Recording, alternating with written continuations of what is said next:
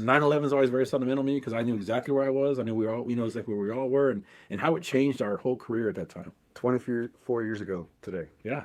Where were you 24 years ago? I was stationed in MacDill Air Force Base, Tampa, Florida. I just got there. It was like I said, joint assignment. It's all Air Force. I thought it was the best thing ever. So it's going great. I was there. I got there in August, and I was just almost at my 1 month mark. Went into work and was in our office area, and one of my friends, Ron Miller, was in the break room putting his lunch away, and the TV was on in there. Our TV wasn't on in our office, and normally it never was. And he came in and said, "Hey, turn the TV on, guys.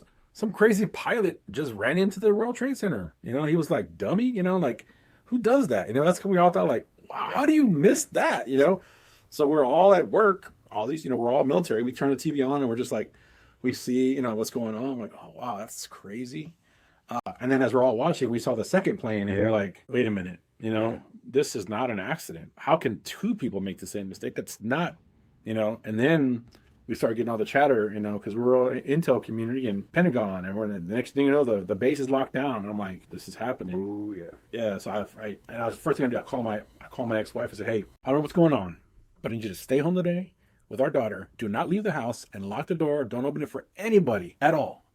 And I don't know when I'm coming home because we're locked. Yeah. And I don't know. They just said, we don't know. So I'm okay. I'm fine.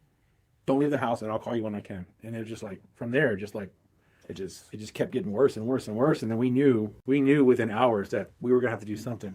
We were going to deploy somewhere, or we were going to, have to do something. So being at that location in Tampa, Florida, at MacDill Air Force Base was crazy in CENTCOM because that was our AOR.